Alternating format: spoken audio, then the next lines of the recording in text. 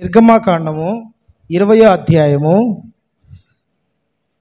1 నుంచి 5 వచనాల వరకు చదువుకుందాము. నిర్గమాకాండము 1వ అధ్యాయము 20వ అధ్యాయము 1 నుంచి 5 వచనాలు చదువు నాన్న.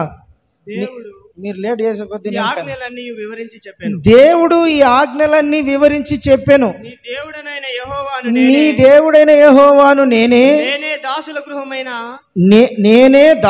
గృహమైన ఐగుప్తు దేశములో నుండి నిన్ను వెలుపలికి రప్పించి తిని నేను తప్ప వేరొక దేవుడు నీకు ఉండకూడదు. పైన ఆకాశం అందే గాని పైన ఆకాశంలో గాని భూమి అందే గాని కింద భూమిలో గాని భూమి కింద నీళ్ళలో గాని ఉండే దేని రూపమైనను విగ్రహమునైనను నీవు చేసుకొనకూడదు. వాగిలికి సాగిల పడకూడదు, వాటిని పూజించకూడదు. ఏలంటే నీ దేవుడైన యెహోవాను నేనే రోషము గలవాడను. నన్ను ద్వేషించు వారి విషయంలో 3-4 తరముల వరకు 3-4 తరముల పర్యంతం తండ్రుల దోషమును కుమారుల మీదికి రప్పించుచు నన్ను ప్రేమించున్న ఆజ్ఞలు గైకొని వారిని 1000 తరముల వరకు కరుణించు వాడనై ఉన్నాను. దేవునికి స్తోత్రం. హల్లెలూయా. దేవుని బిడ్డలారా, మోషే అనే తన భక్తునితో మోషేని కొండ మీదకి పిలిచి ఇజ్రాయేల్ ప్రజలందరికీ ఆజ్ఞలు ఇస్తున్నాడు. ఏమిటా ఆజ్ఞ అంటే ఇప్పుడు చదివింది మనము మొదటి ఆజ్ఞ. నేను తప్ప నీకు వేరొక దేవుడు ఉండకూడదు. ఇది మొదటి ఆజ్ఞ. రెండో ఆజ్ఞ, ఆకాశం అందే గాని భూమి అందే గాని భూమి కింద ఉండు నీళ్ళ ఎందే గాని దేని రూపమైనను నువ్వు చేసుకొనకూడదు, దానికి సాగిలపడకూడదు, దాన్ని పూజింపనకూడదు. ఎందుకంటే నేను తప్ప వేరొక దేవుడు లేడు. హల్లెలూయా. దేవుడు తనను తాను ఏమని పరిచయం చేసుకుంటానంటే నేను తప్ప వేరొక దేవుడు మీకు లేడు, ఉండకూడదు లేడు. దేవుని బిడ్డలారా, దేవుడు ఉంటే లోకంలో చాలామంది దేవుళ్ళు అనబడేవాళ్ళు పిలువబడేవాళ్ళు చాలామంది ఉన్నారు. ఇప్పుడు చాలామందికి నచ్చని విషయం ఏంటంటే, పడని విషయం ఏంటంటే, ఒప్పుకోని విషయం ఏంటంటే, మింగుడు పడని విషయం ఏంటంటే, నేను కూడా దేవుణ్ణి అని చెప్పుకోవచ్చు కదా. బైబిల్లో ఏమనుందంటే నేనే దేవుడను, నేను తప్ప మీకు వేరొక దేవుడు ఉండకూడదు, నేను మాత్రమే దేవుడను, నేను తప్ప మీకు వేరొక దేవుడు ఉండకూడదు అన్నాడు. అది మాత్రమే అనుకోకుండా మీరు దేని రూపమైనను చేసుకొనకూడదు, దానికి సాగిలపడకూడదు, దాన్ని పూజింపకూడదు అని చెప్పాడు. ఇప్పుడు ఇది చాలామందికి నచ్చడంలా. మన భారతదేశంలో ఉన్న కొన్ని జాతుల ప్రజల వాళ్ళకు కానీ కొన్ని మతాల ప్రజల వాళ్ళకు కానీ ప్రపంచంలో ఆయా దేశంలో ఉండే విగ్రహారాధన చేస్తున్న ప్రజలకు కానీ ఈ విషయం నచ్చడం లేదు. ఎందుకంటే దేవుడు అంటే ఒకడే ఎందుకు ఉండాలి, అందరూ దేవుళ్ళే కదా అన్న ఫీలింగ్ ఉంది. దేవుని బిడ్డలారా, దేవుడు అంటే ఎవరు అనడానికి బైబిల్లో 4 విషయాలను చెప్తా చూడండి. ఆదికాండము 1వ అధ్యాయం 1వ వచనంలో ఏమనుందంటే ఆది యందు దేవుడు భూమిని ఆకాశమును సృజించెను. మొదటగా దేవుడు ఎవరు? సృష్టికర్త. ఆయన లేకోకుండా సృష్టి లేదు, ఆయన లేకోకుండా భూమి ఆకాశం లేదు, ఆయన లేకోకుండా సృష్టిలో ఏ వస్తువు ఏ పదార్థము లేదు. ఆయననే సమస్తమును సృజించినవాడు.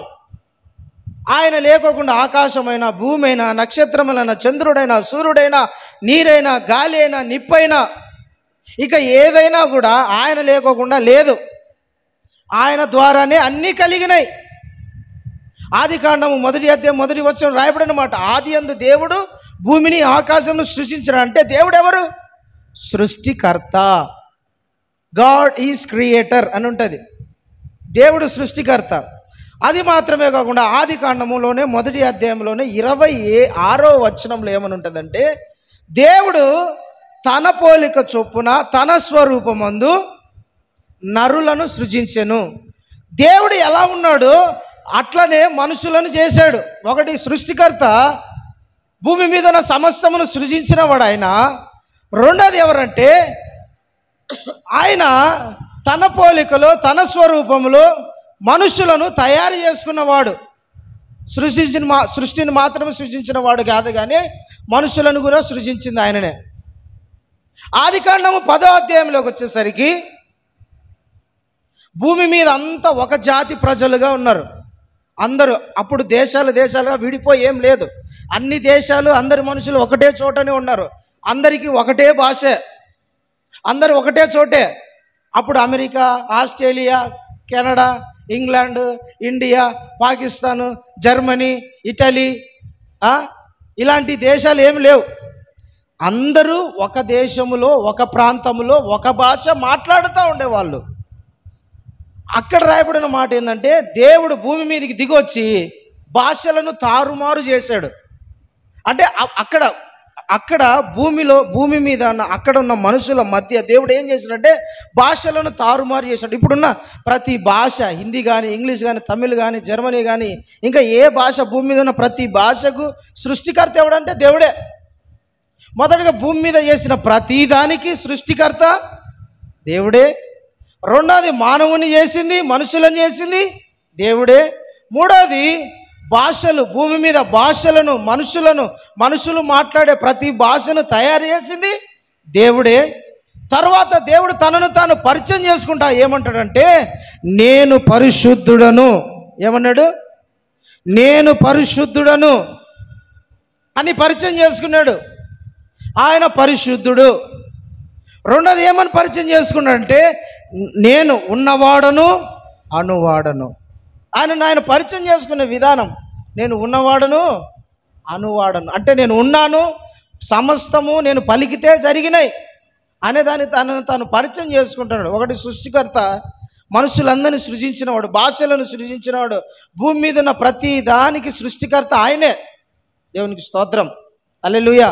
అవి భాషలు కానీ, జంతువులు కానీ, ప్రతి దానికి సృష్టికర్త ఆయనే. రెండోది, ఆయన ఏమని పరిశుద్ధుడు అని ఆయన పరిచయం చేసుకున్నాడు. మూడోది ఏంటంటే, నేను ఆత్మస్వరూపుడను. ఏమిటంట? ఆయన ఆత్మస్వరూపుడైన దేవుడు. మోషేకు కనపడేటప్పుడు ఒక రూపముతో కనపడలే. ఆయనకు మోషేతో మాట్లాడేటప్పుడు ఆయన ఒక రూపముతో దిగిరాల. ఎట్లొచ్చినట్టు మండుచున్న పొదలో నుంచి దేవుడు మాట్లాడాడు. మండుచున్న పొదలో నుంచి దేవుడు మోషేతో మాట్లాడాడు, కానీ ఒక రూపముతో దేవుడు దిగిరాల. అంటే ఆయన తనను తను ఏ విధంగా పరిచయం, వాక్కు ద్వారా పరిచయం చేసుకుంటా, మాట ద్వారా పరిచయం చేసుకుంటాడు. నేను వాక్యమై ఉన్న దేవుణ్ణి, నేను పరిశుద్ధుణ్ణి, నేను ఉన్నవాడను అనువాడను. దేవునికి స్తోత్రం కలుగును గాక. అబ్రహాంతో ఏమని పరిచయం చేసుకుంటాడు? నేను సర్వశక్తి గల దేవుడను. అంటే భూమి మీద కానీ, ఆకాశమందు కానీ, పరలోకములో కానీ, మరి ఎక్కడైనా కానీ నేను సర్వశక్తి గల దేవుడను. నాకు శక్తి విషయంలో తక్కువలా. అంటే ఇప్పుడు మనకన్నా బాగా కొంచెం బాడీ బిల్డర్స్ ఉంటారు, వాళ్ళకు కొంచెం శక్తి ఎక్కువ ఉంటుంది. ఇంకొంచెం ఎక్కువలో వాళ్ళకి పిల్లోడు ఉన్నాడు, పిల్లోనికి మనంత శక్తి ఉండదు. దానికి మనకు పైన శక్తివంతులు ఉండొచ్చు, కానీ దేవునికి పైన ఇంకెవరు శక్తివంతులు లేరు. ఆయనే సర్వశక్తి గలవాడు. దేవునికి స్తోత్రం, హల్లెలూయా.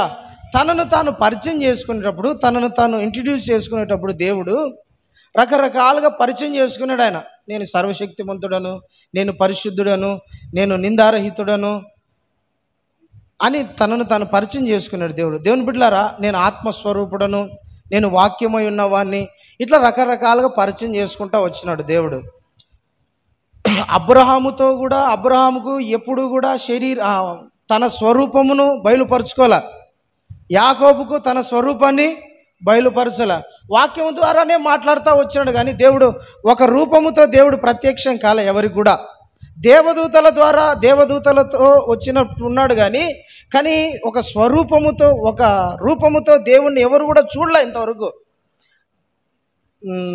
యోహాన్ అంటాడు మొదటి పత్రికలో, దేవుణ్ణి ఎన్నడూ ఎవరు చూడలేదంట. ఎవరు ఎన్నడూ చూడలే ఆయనను, ఎవరు చూడలే, చూడజాలరు కూడా. సమీపించరాని తేజస్సులు ఆయన మాత్రమే అమరుడై ఉండి వసించుచున్నవాడు ఉంటుంది తిమోతి పత్రిక 6వ అధ్యాయంలో. దేవుని బిడ్డలారా, ఎవ్వరు ఆయనను చూడలేరు. ఆయన ఆకాశములు మహాకాశములు పట్టజాలని దేవుడు, వాక్యమైన దేవుడు, శక్తి అయిన దేవుడు, ఆత్మైన దేవుడు. అలాంటి ఆత్మైన దేవునికి తనను తాను ఏమని మోషేతో చెప్పుకుంటాడంటే, మోషే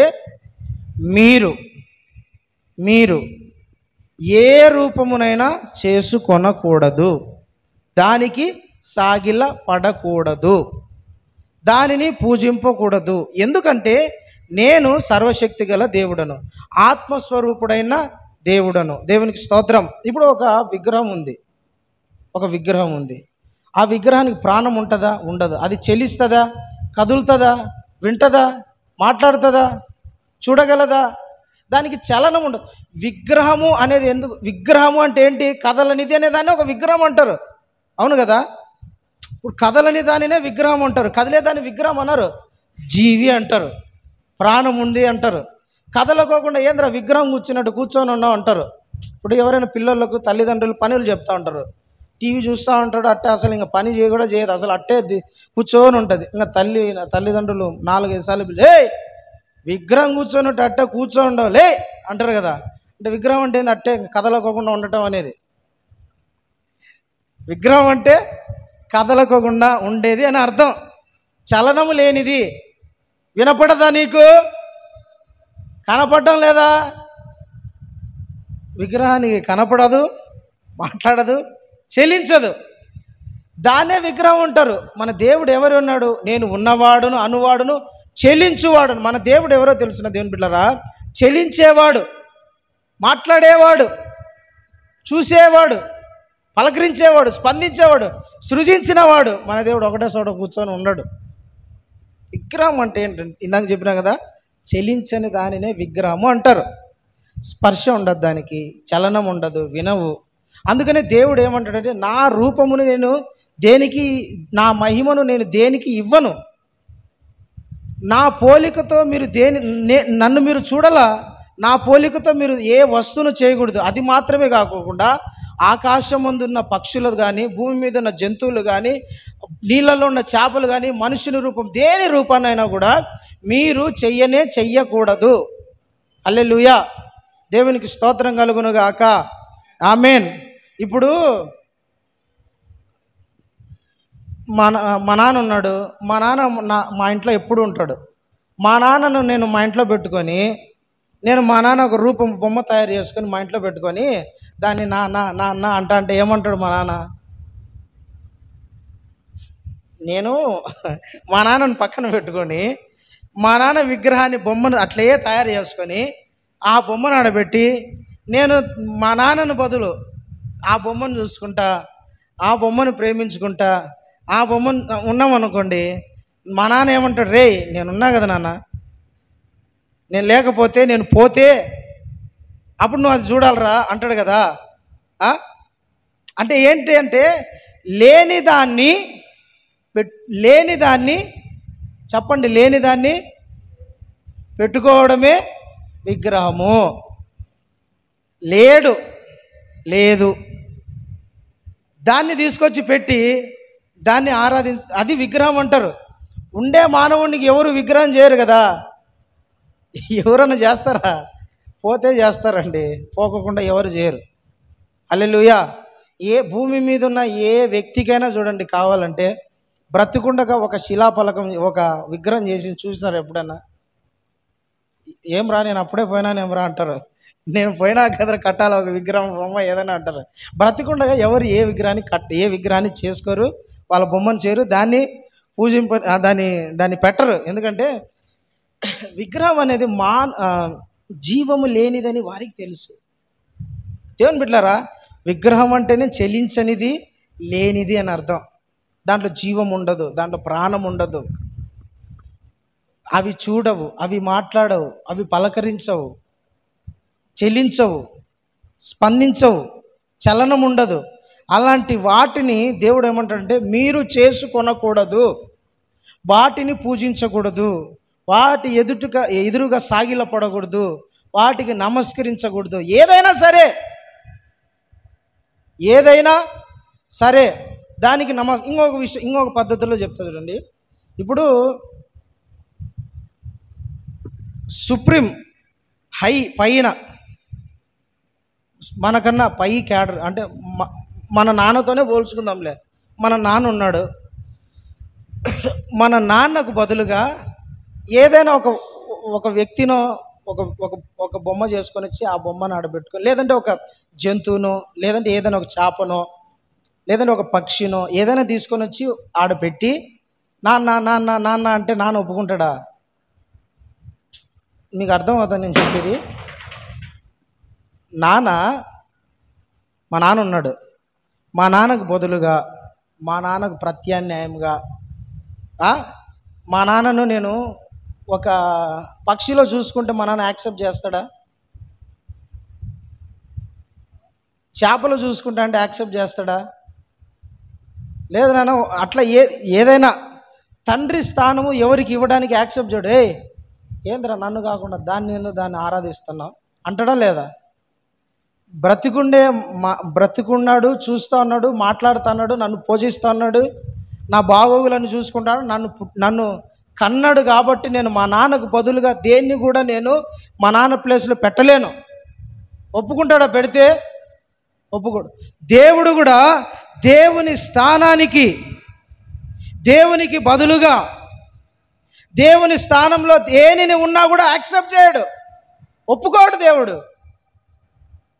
నా ప్లేస్లో మీరు ఏది తీసుకొచ్చి ఒక జంతువుని పెట్టి దేవుడా దేవుడా దేవుడా అంటే, ఒరే నేను ఉన్నా కదరా, నేను లేకపోతే నువ్వు దాన్ని ఆరాధించాలా, నేను ఉన్నా కదా. అందుకనే దేవుడు ఏమంటాడంటే, నేను ఉన్నవాడను అనువాడను, నేను తప్ప వేరొక దేవుడు నీకు ఉండకూడదు. హల్లెలూయా. దేవుని ప్లేస్లోకి తీసుకొని వచ్చి, సర్వశక్తిమంతుడైన దేవుని ప్లేస్లోకి తీసుకొని వచ్చి, వేరే ఏ వస్తువునైనా, వేరే ఏ జంతువునైనా, వేరే భూమి మీద ఉన్న ఏ మనిషిని రూపమైనా చేసుకొని దానికి దేవుడు అని పేరు పెడితే దేవుడు ఒప్పుకోడు, దేవుడు యాక్సెప్ట్ చేయడు.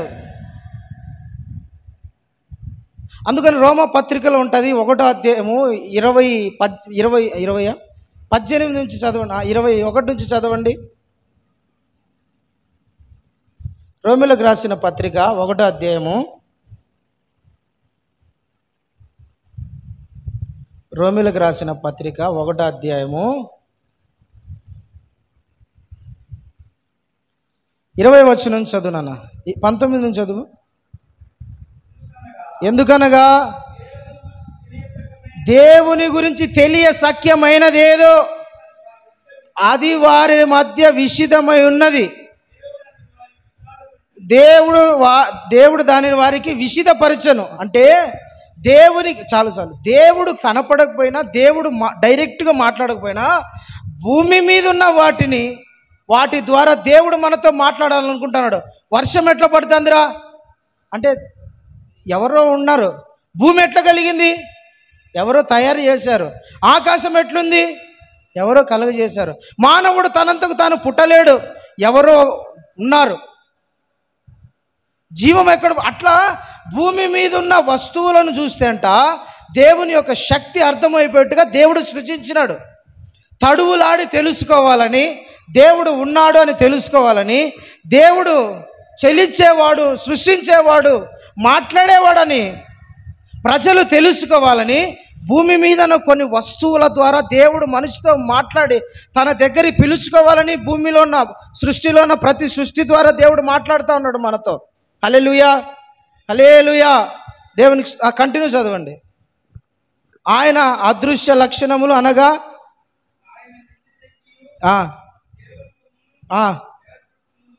జగదుత్పత్తి మొదలుకొని చూడండి, వారు నిరుత్తులై ఉన్నారు, మరియు వారు దేవుని ఎరిగియు, ఏంటంట దేవుణ్ణి తెలిసి కూడా దేవుణ్ణి మహిమపరచడం లేదంట, కృతజ్ఞతాస్తుతులు చెల్లించడం లేదు. తమ వాదముల యందు వ్యర్థులైరి, వారి అవివేక హృదయం అంధకారమైపోయింది. తాము జ్ఞానులము అని జ్ఞానవంతులమని మేము చెప్పుకుంటా బుద్ధిహీనులైపోయారు. వారు అక్షయుడగు దేవుని మహిమను క్షయమగు అంటే ఇక్కడ బాగా గుర్తుపెట్టు. క్షయమగు అంటే ఏంటంటే గతించిపోయేది, పాడైపోయేది, లయమైపోయేది, చెడిపోయేది అని అర్థం. క్షయమైపోయేదంటే అక్షయమైనదంటే నిరంతరము ఉండేదని అర్థం. దానికి అది పాడు కాదు, అది చెడిపోదు, నాశనం లేదు, దానికి మరణము లేదు అని అర్థం. వారు అక్షయుడగు దేవునిని చదువు, అక్షయుడగు దేవుని మహిమను క్షయమగు మనుషుల యొక్కయు, పక్షుల యొక్కయు, చతుష్పాద జంతువుల యొక్కయు, పురుగుల యొక్కయు ప్రతిమా స్వరూపములుగా మార్చుకున్నారు. హల్లెలూయా. దేవుని మహిమనంట మనుషుల యొక్కయు, పక్షుల యొక్కయు, చతుష్పాద అంటే భూమి మీద ఉన్న జంతువుల, పురుగుల స్వరూపములుగా మార్చుకొని దేవుడు అని పూజిస్తూ ఉన్నారంట మానవులు. దేవుని మహిమను, దేవుని అక్షయతను, దేవుని ప్రభావమును, దేవుని తమను గుర్తు పట్టలేకోకుండా దీంట్లో ఉన్నాడు దేవుడని వాటిని దేవునిగా మార్చుకొని వాటిని మహిమపరుస్తూ ఉన్నారని మనుషులు వాటి వైపు వెళ్ళిపోతారని దేవుని వాక్యం అంటుంది. దేవుడు అక్షయుడు, దేవుడు మాత్రమే అక్షయుడు. అక్షయుడు అంటే మరణం లేనివాడు, చెడిపోనివాడు, పాడైపోయినవాడు, అంతము లేనివాడు అని అర్థం. అక్షయుడు అంటే అర్థం. ఇప్పుడు రాయి ఎప్పుడు ఉంటుందా? భూమి ఎప్పుడు ఉంటుందా? ఆకాశం ఎప్పుడు ఉంటుందా? సూర్యుడు ఎప్పుడు ఉంటాడా? నక్షత్రాలు ఎప్పుడు ఉంటాయా? భూమి మీద సృజించబడిన వస్తువులు ఎప్పుడు ఉంటాయా? దానికి మరణము, అంతం అనేది ఉండదా? ప్రతి వస్తువుకు అంతం అనేది ఉంటుంది. ఇప్పుడు సూర్యుడు ఉన్నాడు. మనోళ్ళు చాలామంది తెలియక సూర్యదేవుడు అని నమస్కారం చేసిన వాళ్ళు ఉన్నారు చాలామంది. శాస్త్రవేత్తలు, నాసా వాళ్ళు తెలుసుకునేది ఏంటంటే భూమిలో ఉన్న ఖనిజ ఏమంటారు దాన్ని, సూర్యుడు దాని ప్రభావము కోల్పోతా వస్తానడంట. అంటే ఇప్పటికే దాంట్లో ఉన్న 30% సూర్యునిలో ఉన్న ఆ తీవ్రత, వేడి అనేది అంటే దేవుని బిడ్డలారా అది మెల్లమెల్లగా తగ్గిపోతా వస్తుందన్నదంట.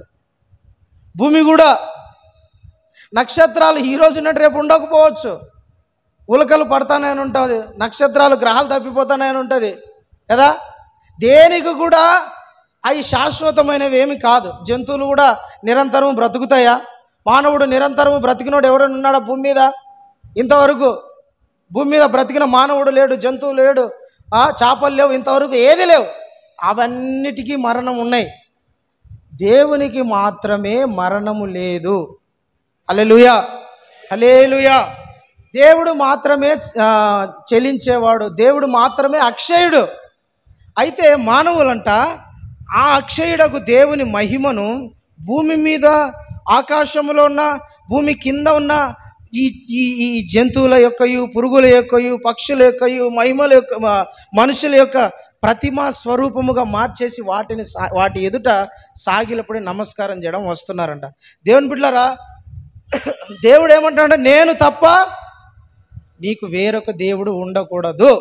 దేవుని స్థానంలో దేవుణ్ణి ఏది పెట్టుకున్నా యాక్సెప్ట్ చేయడు, ఒప్పుకోడు. అసలు దేవుని మహిమను తగ్గించినట్లయితుంది, దేవుని గొప్పదాన్ని తగ్గించినట్లవుతుంది, దేవుని శక్తిని తగ్గించినట్లవుతుంది, దేవుని కీర్తిని తగ్గించినట్లవుతుంది, దేవుని స్థానాన్ని తగ్గించినట్లుంటుంది. ఇప్పుడు ఉదాహరణ చూసుకోండి, మన వరకే వద్దాం. ఇప్పుడు నేను పాస్టర్ గారిని, నా వైపు చూస్తా, వాక్యం వింటానండి. నేను పాస్టర్ గారిని, నేను ఇక్కడ కూర్చుంటా. మీ అందరికీ నేను ఒక నాయకునిగా, ఒక అధికారిగా దేవుడు నన్ను నిర్ణయించినాడు. నేను ఆడ కూర్చుంటా. మీరు డైరెక్ట్గా వచ్చి నా పక్కన కూర్చుంటారా? కూర్చుంటారా? కూర్చుంటే విలువ తగ్గిపోతుంది. అవునా? కరెక్టా? ఒక పోలీస్ అధికారి ఉన్నాడు, సిఐ గారు ఉన్నారు పోలీస్ స్టేషన్లో. ఆయన పక్కన పోయి ఎవరైనా ఒక వ్యక్తిని కూర్చోబెడితే ఆయన స్థాయి తగ్గుతుంది తగ్గదా? ఏం ఆయన పక్కన ఏంటి కూర్చోన్నాడు అంటారా అనరా? అవునా? Yes or no? దేవుని స్థానంలో దేవుని కాకుండా వేరే ఎవరినైనా ఆ స్థాయిలో పెడితే, దేవుణ్ణి కాకోకుండా దేవుని స్థానంలో వేరే ఎవరిని పెట్టినా కూడా దేవుని యొక్క మహిమను తగ్గిస్తానమని అర్థం. దేవుని యొక్క స్థాయిని, దేవుని యొక్క శక్తిని, దేవుని యొక్క కీర్తిని, దేవుని యొక్క మహిమను తగ్గిస్తానమని అర్థం. అందుకని దేవుడు ఒప్పుకోడు. మీరు నాతో ఎవరిని పోలుస్తారు? నాకు సాటి ఎవరు? దేవునితో సాటి ఎవరు? దేవునితో సాటి రారు. దేవునికి సాటి ఎవరు ఉండరు. ఆయనకు సమానమైన వాడు ఎవరు లేడు. నాతో సమానమైన వాడు ఎవడైనా ఉన్నాడా అన్నాడు. ఎవరు ఆయనతో సమానం లేడు. ఆయనది మనుషులను తీసుకొచ్చి లేదంటే సృష్టిని తీసుకొచ్చి ఆయనతో సమానంగా పెట్టలేం దేన్ని. అందుకనే దేవుడు అంటాడు, నేను తప్ప వేరొక దేవుడు మీకు ఉండకూడదు. హల్లెలూయా. ఇప్పుడు వాక్యంలో చెప్తే సరిపోయిద్దా? దేవుడు తనను తాను రుజువుపరుచుకున్నాడు. నేను తప్ప వేరొక దేవుడు నీకు ఉండకూడదని దేవుడు తనను తాను మోషే ద్వారా, దేవుడు తనను ఐగుప్తులో తన ప్రజలకు బయలుపరుచుకున్నాడు. దేవుడు ఇశ్రాయేలు ప్రజలతో దేవుడు ఈ మాట మాట్లాడేటప్పుడు అప్పటికే దేవుడు 15 సూచక్రియలు దేవుడు ఇశ్రాయేలు ప్రజల ఎదుట చేశాడు. నేను తప్ప వేరొక దేవుడు నీకు ఉండకూడదు అన్నాడంటే తనను తాను దేవునిగా నిరూపించుకోవాలా? అవునా? నేను తప్ప వేరొక దేవుడు నీకు ఉండకూడదంటే తనను తాను దేవునిగా నిరూపించుకోవాలా. ఐగుప్తులో ఇశ్రాయేలు ప్రజలందరూ 430 సంవత్సరాలు బానిసలుగా ఉన్నప్పుడు మోషేను పంపించాడు ఐగుప్తులోకి. పంపించి, బాబు నన్ను దేవుడు పంపించాడయ్యా, మిమ్మల్ని అందరినీ ఐగుప్తులోంచి విడిపించి కానాను దేశంలోకి నడిపించడానికి దేవుడు నన్ను ఎన్నుకొని మిమ్మల్ని ఇక్కడ నుంచి విడిపించడానికి దేవుడు నాతో మాట్లాడి ఇక్కడికి పంపించాడంటే నీతో మాట్లాడా? ఎవర్రా నువ్వు అన్నారు కొంతమంది. కొంతమంది ఎగతాళి చేశారు, కొంతమంది అపహాస్యం చేశారు, కొంతమంది రకరకాలుగా మాట్లాడారు. అయితే మోషే అన్నాడు, మోషేతో దేవుడు చెప్పి పంపించాడు, నీతో ఇట్లాంటి వాళ్ళు అనేవాళ్ళు ఉంటారు, నాకు తెలుసు. నువ్వేం చేస్తావంటే నీ చెయ్యి నీ ఛాతి మీద పెట్టుకో అన్నాడు. సరే ప్రభు. పెట్టుకొని చెయ్యి బీటికి తీస్తానే చెయ్యి కుష్ఠరోగం వచ్చేసింది చేతికి. వెంటనే తెల్లని పొడలాగా అయిపోయింది చెయ్యి. అమ్మో ఏంది ప్రభా? ఏం భయపడద్దు, మళ్ళీ నీ చెయ్యి లోపల పెట్టు. వెంటనే నార్మల్ అయిపోయింది. పోయి చూపించిపో. నేను దేవుడు నేను పంపించానని వాళ్ళకు 4-5 సూచనలు కనపడాలా. పో నేను చెప్పినాడు యాక్సెప్ట్ చేసినారు వాళ్ళు. దేవుని పంపించిన వాని నువ్వే. మోషే ఫరో ఎదుట పోయి నిలబడ్డాడు. బాబు మా దేవుడు చెప్పి పంపించాడు, మీరందరూ ఈ ఐగుప్తులో ఉన్న ప్రజలందరినీ మా దేవుడు విడిపించుకొని రమ్మన్నాడు, మర్యాద పంపించి అన్నాడు. ఫరో రాజు కింద నుంచి పైకి చూసి, ఏ ఊరు నుంచి వచ్చినావు నాయన నువ్వు? ఏ పిచ్చోడో రైడు అన్నాడు. మోషే ఏం చేశాడు? మోషే చేతిలో ఉన్న కర్ర తీసుకొని ఫరో ఎదురుగేశాడు. పామైంది. ఏమైంది? పామైంది. ఐగుప్తులో ఉన్న శకునగాండ్లు కూడా మోషే కాకోకుండా మోషేతో ఐగుప్తులో ఉన్న శకునగాండ్లు మంత్రగాళ్ళు కూడా తమ కర్రలను మోషే పాము ఎదురుగా వేశారు. అవి పాము అయిపోయినాయి. చూసినావా? నువ్వేందో దేవుడు అన్నావు, మా దేశంలో ఉండే మంత్రగాళ్ళు చేస్తారు, ఇది ఏంది పెద్ద దేవుని శక్తి అంటాడమేనా? చూస్తుండగానే మోషే కర్ర అనగా మోషే పాము మిగతా పాములను మింగేసింది. ఫరో షాక్ అయిపోయినాడు. అట్లా దేవుని బిడ్డలారా 9-10 అద్భుతాలు ఐగుప్తు ప్రజలకు దేవుడు చూపించినాడు. 10 అద్భుతాలు. ఎన్ని అద్భుతాలు? 10 అద్భుతాలు. 10 అద్భుతాలు మామూలమైంటి కాదు. ఫస్ట్ దెబ్బ మాంత్రికులు, మంత్రగాళ్ళు, శకునగాండ్లు, మా వాళ్ళు గొప్పోళ్ళని చెప్పుకుంటే ఫరో యొక్క మంత్రగాళ్ళను దేవుడు పడగొట్టాడు. నేను తప్ప వేరొక దేవుడు లేడు, నా శక్తి ముందర ఈ శక్తి అసాధ్యమని దేవుడు తన సేవకుడైన మోషేను పంపించి తన శక్తి కంటే, తన మంత్రగాళ్ళ శక్తి కంటే దేవుని శక్తిని కనపరుచుకున్నాడు. అది మాత్రమే కాదు, నైలు నదిని ఐగుప్తు ప్రజలు దేవతగా భావించేవాళ్ళు. నైలు నది ఎప్పుడు ఎండిపోదు, ఎప్పుడు నీళ్లు పారుతానే ఉంటాయి నైలు నదిలో. నైలు నదిని దేవతగా భావించారు. నైలు నది నువ్వు మాకు దేవుడవు, నువ్వు మాకు యుగ యుగాలు తరతరాల నుండి సంవత్సరాల నుండి మాకు నీళ్లు ప్రవహింపజేస్తున్నావు, నువ్వే మాకు దేవుడు అని నైలు నదిని ఆరాధించేవాళ్ళు. దేవుడు చెప్పినాడు మోషేతో, మోషే నీ కర్ర తీసుకుపోయి నైలు నది మీద కొట్టు అన్నాడు. అంతే, కొట్టేసరికి నైలు నది అంతా రక్తం అయిపోయింది. షాక్ ఫరో, అదేంద్రా బాబు, నిన్నటి వరకు నైలు నది నువ్వు ఏమనుకుంటున్నావు, మాకు దేవుడు అనుకుంటా, కొట్టే నైలు నది ఎర్రగా రక్తం అయిపోయింది. అట్లా 10 అద్భుతాలు. ఎన్ని అద్భుతాలు! ఐగుప్తులో 10 అద్భుతాలు. దేవుడు తనను తాను దేవునిగా నిరూపించుకున్నాడు, తనను తాను ప్రత్యక్షపరుచుకున్నాడు, తనను తాను దేవునిగా కనపరుచుకున్నాడు, తన శక్తిని కనపరుచుకున్నాడు. హల్లెలూయా, హల్లెలూయా.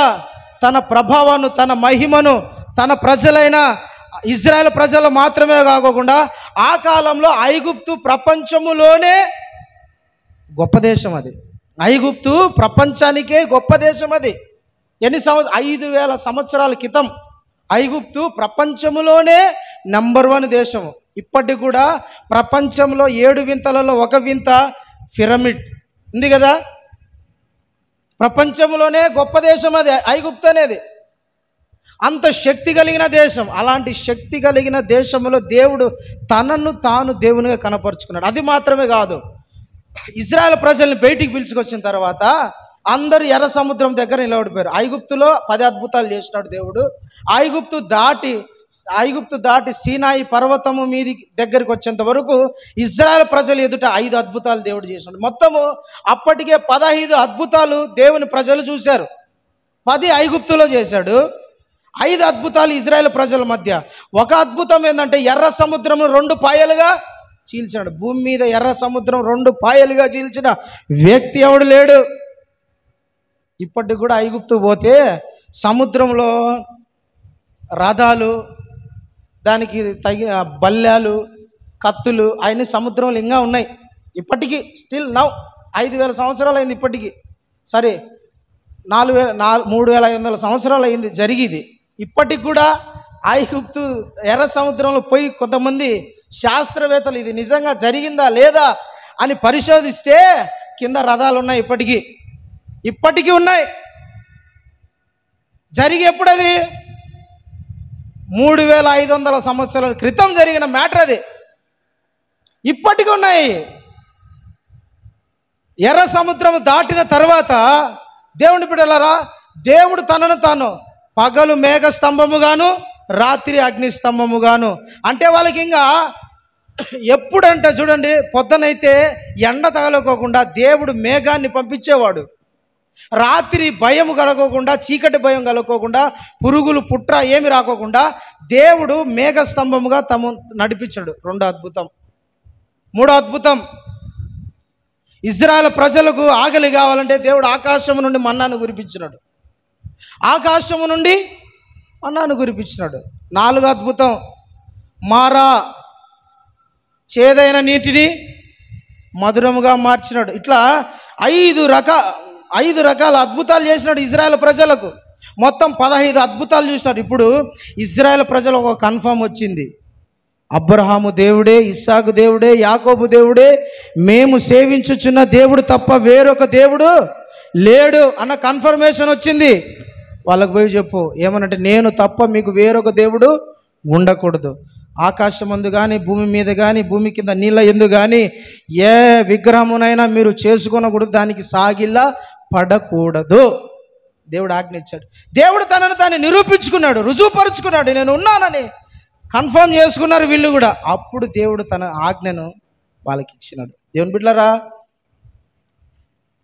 బైబిల్లో నేను ప్రకటించుచున్న దేవుడు సజీవుడైనవాడు. నేటికి కూడా అద్భుతములను, ఆశ్చర్యకార్యములను, సూచక క్రియలను, మహత్కార్యములను, అద్భుతాలను, స్వస్థతలను జరిగించుచున్న దేవుడు. మనము నమ్ముచున్న జీవాధిపతి అయిన దేవుడు యేసుక్రీస్తు నిన్న నేడు రేపు ఏకరీతిగా ఉన్నవాడు. ఆయన చెల్లించేవాడు. హల్లెలూయా, హల్లెలూయా. నేను వెళ్ళిపోయినా కదా నాయన, నాకు ఒక విగ్రహం చేసుకొని దాన్ని పెట్టుకొని దాన్ని పూజించమని చెప్పలే దేవుడు. నేను ఆత్మయున్నాను గనుక నన్ను ఆరాధించువారు ఆత్మతోనూ సత్యముతోనూ ఆరాధించాలి.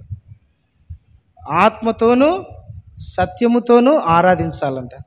చాలామంది ఒక మా ఫ్రెండ్ ఒకడు అడిగినాడు, చర్చిలో ఏంది యేసు ప్రభు బొమ్మ ఒకటి కూడా ఉండదే, యేసు ప్రభు అనడానికి ఒక బొమ్మన్న ఉండాలి కదా, ఆయన చూసి మేము మొక్కడానికి.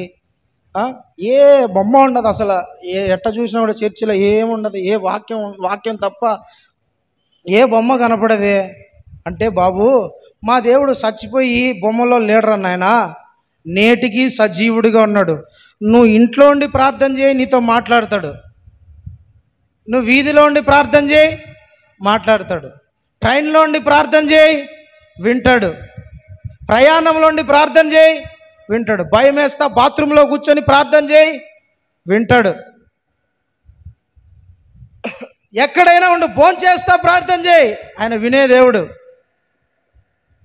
విగ్రహానికి అనుకోండి, అక్కడ పోయి ప్రార్థన చేస్తేనే ప్రార్థన వింటాడు అని ఒక విచక్షణ ఉండదు. అక్కడే ప్రార్థన చేయాలని ఉంటుంది కదా. ఒక విగ్రహం, ఒక గుళ్ళో ఒక విగ్రహం పెట్టామండి, ఒక యేసు ప్రభు బొమ్మ పెట్టినాము. ఇప్పుడు మనుషులకంతా ఏమొస్తుందంటే, అందరు పోయి ఆ గుళ్ళోనే ఆరాధించాలా, ఆ మందిరానికి వెళ్ళాలా, అక్కడికి పోయి ఆరాధిస్తేనే దేవుడు వింటాడు. ఇప్పుడు మన మేరీమాత బొమ్మ పెట్టినారు చూడండి, ఇక్కడ మేరీమాతది బొమ్మ ఉంది రైల్వే స్టేషన్ దగ్గర. వాళ్ళని ఇక్కడికి వచ్చి ప్రార్థన చేయమని చేయరు, ఆడికే పోవాలా, ఆడ ఒక రాత్రి పనుకోవాలా, భజన చేయాలా, అమ్మ నాయన అని చుట్టూ తిరగాల. అప్పుడే వాళ్ళకు పూజ చేసినట్లు, ఆరాధన చేసినట్టు అదొక ఫీలింగ్ కలుగుతుంది. మన దేవుడు ఎవరో తెలిసిన, ఆత్మయున్నవాడు, ఎక్కడైనా ఉండగలిగినవాడు, సర్వాంతర్యామి. అందుకని దావీదు అంటాడు, ప్రభువా నేను ఆకాశంకి ఎక్కిపోవాలనుకుంటే అక్కడ నువ్వు ఉంటావు, అగాధం లేకపోవాలంటే అక్కడ నువ్వు ఉంటావు, సముద్రం లేకపోతే అక్కడ నువ్వు ఎక్కడ లేని నాయన. 138వ కీర్తన ఒకసారి చదవండి. 138వ కీర్తన 139 నాన్న, 7వ చరణం 139వ కీర్తన 7వ చరణం చదువు. నీ ఆత్మ యొద్ద నుండి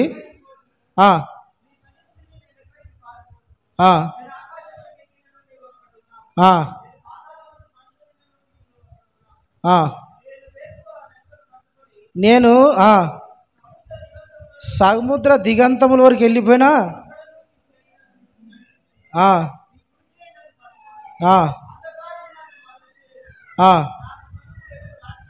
చాలు నాన్న, హల్లెలూయా. నేను ఎక్కడికి పోయినా ప్రభువా నువ్వు ఉంటావు. రెక్కలు కట్టుకొని సముద్ర అగాధంలోకి వెళ్ళిపోతే అక్కడ నువ్వు ఉంటావు, ఆకాశంకి ఎక్కితే అక్కడ నువ్వు ఉంటావు, బూది గంతముల వరకు వెళ్తే అక్కడ నువ్వు ఉంటావు ప్రభువా. లేనిది ఎక్కడ, ఆయన ఆత్మస్వరూపుడు కాబట్టి ఎక్కడైనా ఉండగలడు. దేవునికి స్తోత్రం కలుగును గాక. ఇశ్రాయేలు ప్రజలకు 15 అద్భుతాల ద్వారా దేవుడు తనను తాను దేవునిగా కనపరుచుకున్నాడు, మాట్లాడాడు. క్రియల ద్వారా మాట్లాడాడు, అద్భుతాల ద్వారా మాట్లాడాడు, సూచక్రియల ద్వారా మాట్లాడాడు, తనను తాను రుజువుపరుచుకున్నాడు. పాత నిబంధనలో ఉన్న భక్తులకు దేవుడు తనను తాను ఆ విధంగా నిరూపించుకుంటే, క్రొత్త నిబంధనలో ఉన్న మనకు దేవుడు మనకు ఎట్ట నిరూపించుకున్నాడు తెలిసిన, దేవుడు శరీరధారి అయి కన్యక గర్భాన భూమి మీద జన్మించాడు. అది మాత్రమే కాదు, మానవునిగా దేవుడు భూమి మీద ఉన్నప్పుడు అనేకమైన బీభత్సమైన అద్భుతాలు చేశాడు. అది మాత్రమే కాదు, ఆయన కలువరి శిలువలో మరణించాడు. అది మాత్రమే కాదు, ఆయన తిరిగి 3వ దినమున పునరుద్ధానుడై లేపబడ్డాడు. హల్లెలూయా. ఆ కాలంలో వెనుకలుండి ఆత్మస్వరూపంగా 15 అద్భుతాలు ఇశ్రాయేలు ప్రజలకు చేసి తనను తాను దేవునిగా కనపరుచుకుంటే, మన దినాలలోకి వచ్చేసరికి దేవుడు శరీరధారిగా దిగి వచ్చి మన ఎదుట అద్భుతాలు కనపరిచిన దేవుడు. దేవునికి స్తోత్రం. అంటే దేవుడు చెప్పేది ఏంటంటే, వాక్యం ఏం చెప్తుంది, నేను తప్ప వేరొక దేవుడు నీకు ఉండకూడదు. తర్వాత నువ్వు ఏ విగ్రహాన్ని కూడా చేసుకొనకూడదు, దాన్ని సాగిల పడకూడదు, దాన్ని పూజించకూడదు. అది సిలువ బొమ్మైనా, మేరీమాత బొమ్మైనా, ఇంకా వేరే ఏ బొమ్మైనా సరే దేవుని బిడ్డలారా, దాని ఎదురుగా మీరు సాగిలపడు, దాన్ని పూజించకూడదు, దాన్ని నమస్కరించకూడదు, దానికి మొక్కకూడదు. ఎందుకంటే మన దేవుడు ఏమైనాడంటే ఆత్మస్వరూపుడుగా ఉన్నాడు. ఒక వస్తువులో నివసించాడు దేవుడు. ఒక వస్తువులో ఉండటానికి దేవుడు ఇష్టపడ్డంలా. దేవునికి స్తోత్రం, హల్లెలూయా. యెషయా గ్రంథము 40వ అధ్యాయము 21, 22 వచనాలు చదవండి ఒకసారి. యెషయా గ్రంథము 40వ అధ్యాయము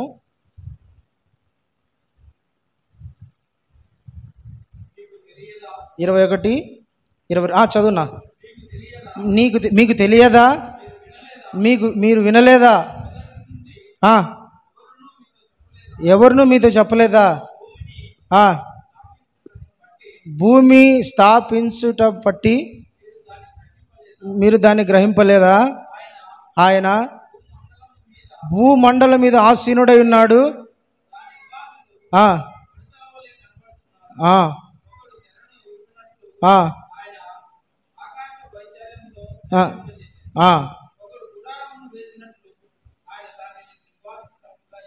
పదకొండు చదువు. 12. తన పుడిసిటిలో జలములను కొలిసినవాడు జానతో ఆకాశ, చదవండి, తన పుడిసిటిలో జలములను కొలిచిన వాడెవడు? జానతో ఆకాశ కొలను చూసిన వాడెవడు? భూమిని నిన్ను కొలపాత్రలో ఉంచిన వాడెవడు?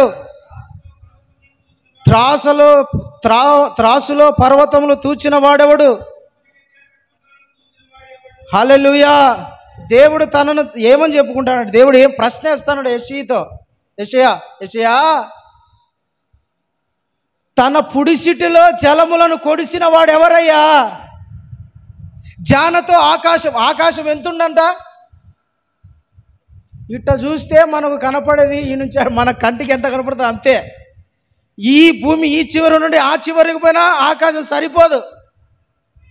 ఒక ఆకాశంలో కొన్ని వేల గ్రహాలు, భూమి లాంటి కొన్ని కోట్ల గ్రహాలు ఉన్నాయి ఒక ఆకాశంలో. ఏ ఆకాశము? ఒక ఆకాశంలో దేవుని బిడ్డలారా, ఈ భూమి లాంటి గ్రహాలే కొన్ని వేలు కదా. ఈ భూమి లాంటి గ్రహాలే కొన్ని వేలు ఉన్నాయి. అలాంటి ఆకాశమునంట దేవుడు ఇట్ట పెడితే జానకు సరిపోయిందంట. ఎట్లా పెడితే? మన జాన కొలుస్తాం కదా, ఇట్ట పెడితే దేవుని జానతో ఆకాశం సరిపోయింది. ఇట్ట కొలిచినాడంట దేవుడు. హల్లెలూయా. భూమిని కొల పాత్రలో వేసి కొలుస్తాడంట దేవుడు. ఆకాశమునే దేవుడు జానతో కొలిస్తే ఆయన ఎంత ఉండాలి? ఆయన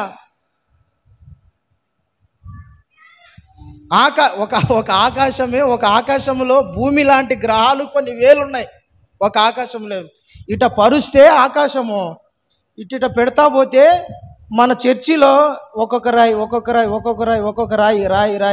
అట్ట పెడతా పోయినా అయినా ఆకాశంలో భూములు ఇట్లాంటి వేల గ్రహాలు ఇంకా పెట్టినా ఆకాశం మిగిలే ఉంటుంది. అంత ఆకాశాన్ని దేవుడు ఇట్ట జాన పెట్టి కొలిస్తే జాన సరిపోయింది. ఎంత ఉండాలా?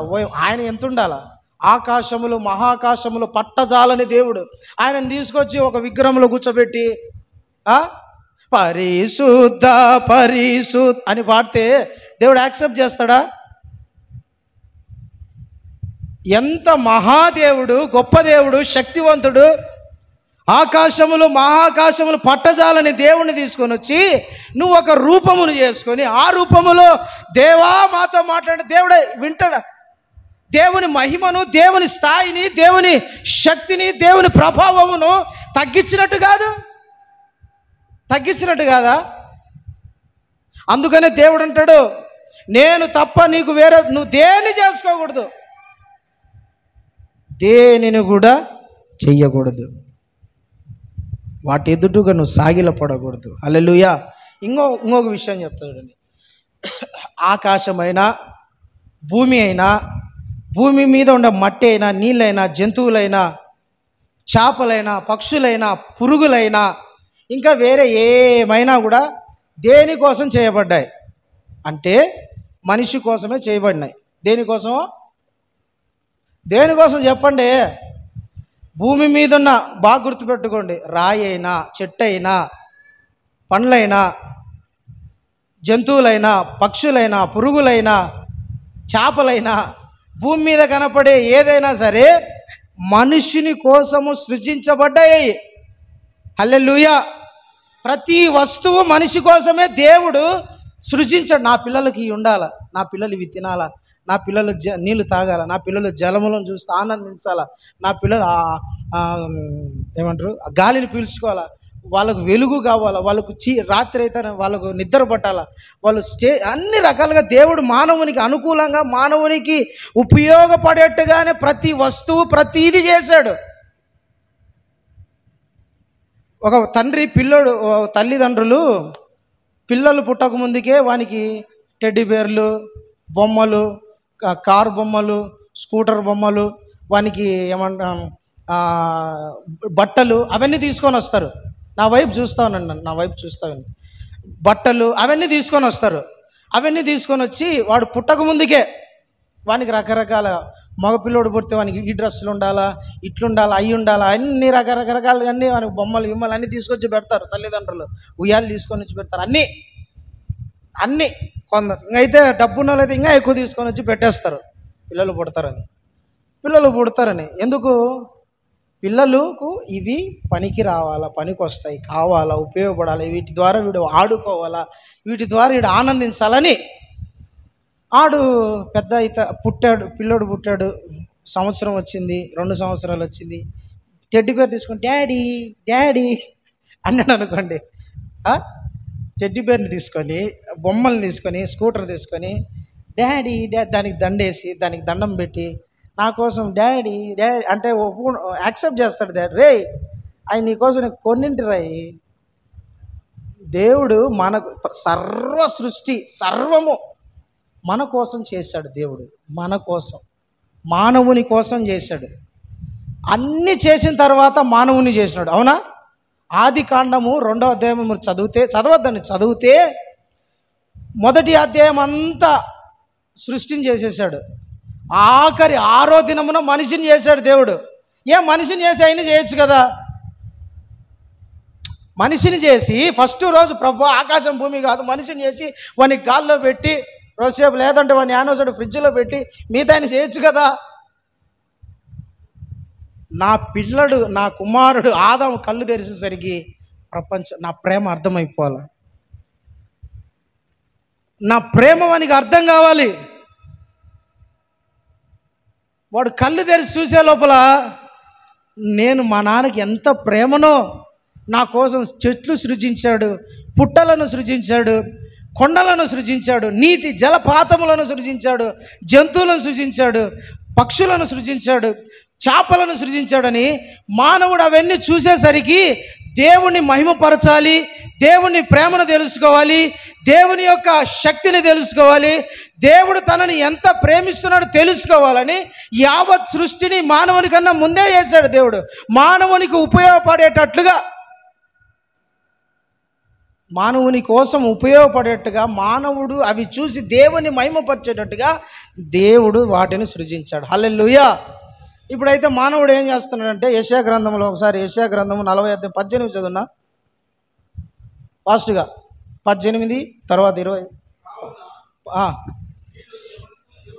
మీరు ఎవనితో దేవుని పోలుస్తారు? ఏ రూపమునకు ఆయనకు సాటి చేయగలరు? విగ్రహము చూడగా శిల్పి దానిని పోతబోస్తాడు, కంసాలి దానిని బంగారు రేకులతో పొదుగుతాడు, చేస్తాడు. విలువగల దానిని అర్పింపజాలని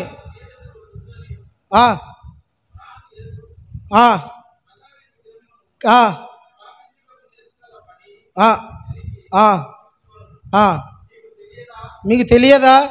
చాలు ఇంకంతా మీరు చదివినారు. దేవుని బిడ్డలారా, నా చిన్నప్పుడు నేను ఒక 10 సంవత్సరాలు ఆ టైంలో ఉన్నప్పుడు క్రికెట్ ఆడని పోతా ఉన్నా. 10-12 సంవత్సరాలు ఆ వయసు ఉంటుంది. క్రికెట్ ఆడని పోతా ఉన్నప్పుడు మా ఇంటి దగ్గరికి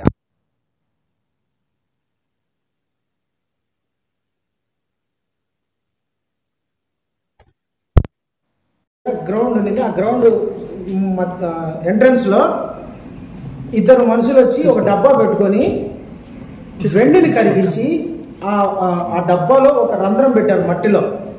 వెండిని కరిగించి ఆ మట్టిలో పోస్తా ఉన్నారు. ఆ మట్టిలో పోసి వచ్చేసరికి వీళ్ళు ముందుగా ఆ మట్టిలో ఆ ముద్ర వేసి పెట్టారు. ఉదాహరణ, ఆ కాలంలో వెండితో చేసుకుంటారు, లేదంటే ఏమన్నా రాగితో కదా, కంచు, నాకైతే తెలియదు ఏం చేస్తారు, కంచు రాగా దాన్ని అవి చేస్తారు. వీళ్ళు ఏం చేసేవాళ్ళంటే అవన్నీ వేసేసి ఒక మంచి గ్లాసు లేదంటే ఏమంటారు దాన్ని కాదు, దీపాలు పెడతారు చూడండి, ఆ దీపాల్లో చేపించుకుంటా ఉన్నారు. నేను పోయి ఆడికి పోయి ఏంటిగా ఆయన ఏందో చేస్తున్నాడు, మంట పెడతాడు, మంటలోంచి ఏదో తీసుకొని వస్తాను, నీళ్ళలో పోస్తున్నాడు, ఆ మట్టి హోలు పెట్టి దాంట్లో పోస్తున్నాడు, చూద్దామని సార్ దగ్గర నుండి లోటు చూసినాను. ఈ రాగినో ఈ వెండినో లేదంటే ఈ కంచునో తీసుకొచ్చి కరిగించి బాగా ఆ మట్టిలో వచ్చేసరికి ముందుగానే ఒక బొమ్మ పెట్టుకున్నాడు, ఒక రూపాయిని పెట్టుకున్నాడు. ఈ కంచో లేదంటే ఈ వెంట దాంట్లో పోసేసరికి కరెక్ట్గా రూపం వచ్చేస్తుంది. నేను ఆశ్చర్యపోయినా, బలింద్ర అనుకుంటా ఉన్నాను. ప్రతి వాడు ఒక విగ్రహం ఎలా చేస్తారంటే అట్లనే ఒక చెట్టును శిలువనైతే ఒక చెట్టును నడుకోవచ్చు, లేదంటే ఇంకా వేరే దాన్ని అయితే ఏదో దాంతో. అయితే దేవుడు ఏం చెప్తాడు, మీరు నన్ను దేంతో పోలుస్తారు? వెండితో పోలుస్తారా? వెండి నేను మీకు ఇచ్చిందే.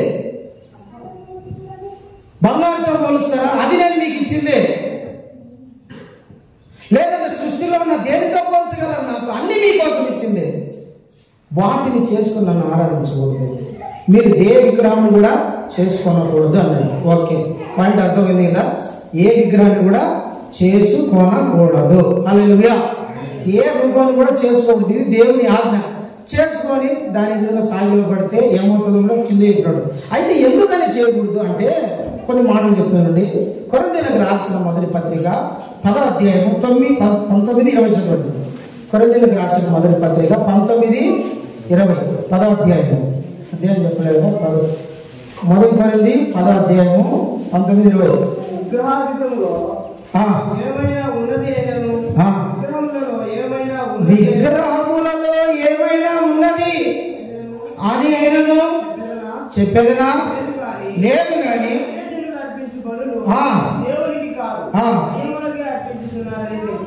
హల్లెలూయా.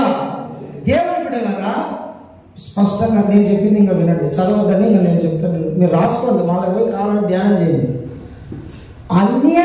ఎవరైనా సరే ఒక విగ్రహాన్ని పెట్టుకొని ఆరాధిస్తున్నారంటే విగ్రహము మనిషిని ప్రేరేపణలోంచి వచ్చింది కాదు, దాని వెనకల దయ్యం ఉందంట. ఏముంది? సాతానుగా ఉన్నాడు. విగ్రహములలో ఏమేమి ఉండగా నేను చెప్పడంలా, విగ్రహములు వెనకల ఉండి చేపించేది సాతానుగాడు. విగ్రహములలో వెనక నుండి విగ్రహారాధన చేపించి, విగ్రహారాధన ప్రేరేపించి, విగ్రహాలకు నమస్కరించి వాటికి సాగిలపడేట్టు ప్రేరేపించేది సాతానుగాడు. దయ్యము దాని వెనక నుండి మనుషులను మాయ చేస్తా, మనుషులను మోసపరుస్తా, మనుషులను విగ్రహ ఆరాధన వైపు తీసుకుపోతా, నిజదేవునికి దూరం చేస్తా ఉన్నాడు సాతానుగాడు. హల్లెలూయా, హల్లెలూయా. ఇప్పుడు చెప్పండి దేవుని బిడ్డలారా, దీని విగ్రహారాధన వెనుకలో ఉన్న ప్లాన్ ఎవరిది? సాతానుగాడు. ఎవరిది? ఒక వ్యక్తి విగ్రహారాధన చేస్తున్నాడంటే ఆ వ్యక్తి తప్పు కాదు, విగ్రహం వెనకాల దయ్యం ఉండి చేపిస్తాడు. అర్థమైతే నేను చెప్పింది? విగ్రహారాధన చేసే వ్యక్తిని తప్పు కాదు, అతనికి తెలియక, వివేచన లేక, జ్ఞానం లేక, దేవుడు ఎవరో తెలియక ఆరాధిస్తాడు. కానీ సాతానుగాడు ఆ వ్యక్తిని మోసం చేస్తున్నాడు, మోసపరుస్తున్నాడు. ఎందుకంటే దేవుడు అంటే వానికి నచ్చదు, పరిశుద్ధంగా ఉండటం వానికి ఇష్టంలా, నీతిగా ఉండటం వానికి ఇష్టంలా, యథార్థంగా ఉండటం వానికి ఇష్టంలా, దేవుని ఆరాధించడం వానికి ఇష్టంలా. మనుషులను ఏం చేయాలంటే, మనుషులను దేవుని వైపు కాకుండా బొమ్మల వైపు, విగ్రహాల వైపు, వీటి వైపు తిప్పేసి నిజ దేవునికి దూరం చేసి దేవుని బాధపరచాలా, దేవుని ఏడిపించాలా, వీళ్ళను నాశనం చేయాలా అనేది సాధారణ ప్లాన్ అంతా. సాధారణ ఆలోచన. విగ్రహారాధన ప్రారంభమైందే సాధారణ ఆలోచనలో నుంచి. దేవుణ్ణి వీళ్ళకు దూరం చేయాలి. ఏం చేయాలి? ఏం చేస్తే వీళ్ళు దూరం అవుతారు? దేవుణ్ణి బాధ పెట్టాలా, ఇబ్బంది పెట్టాలా? దేవుని బాధ పెట్టాలా, వీళ్ళను నాశనం చేయాలి? ఏం చేస్తే బాగుంటుందని వాని ఆలోచన నుంచి పుట్టింది విగ్రహారాధన. ఈ విగ్రహారాధన వెనకలు ఎవరున్నారంటే సాతాను గాడు. దయ్యం ఉంది, దయ్యం వెనక నుండి విగ్రహారాధన చేపిస్తాను. ఆది కాండము 10వ అధ్యాయంలో ప్రారంభమైంది విగ్రహారాధన. ప్రతి అందరూ ఒక జనముగా ఉన్నప్పుడు అక్కడ నిమ్రోదు అనే ఒకరి ద్వారా విగ్రహారాధన ప్రారంభించారు. నిమ్రోదు, సెమిరామిసు, వాళ్ళ కుమారుడైన తమ్మూజు. చెప్పండి పేర్లు. నిమ్రోదు, తన భార్య అయిన సెమిరామిసు, తమ్మూజు. నిమ్రోదు బైబిల్లో రాయబడింది. సెమిరామిసు గురించి, తమ్మూజు గురించి కూడా బైబిల్లో రాయబడింది. వీళ్ళ ద్వారానే విగ్రహారాధన స్టార్ట్ అయింది. దేవుళ్ళరా, నిమ్రోద్ అనేవాడు, చదవండి ఒకసారి ఆది కాండము 10వ అధ్యాయము. ఆది కాండం 10వ అధ్యాయం 8-9. కొంచెం ఫాస్ట్ చదవండి. కూషు నిమ్రోదుని కనెను. అతడు భూమి మీద పరాక్రమశాలి అయి ఉండుటకు ఆరంభించెను. అతడు యెహోవా ఎదుట పరాక్రమము గల వేటగాడని.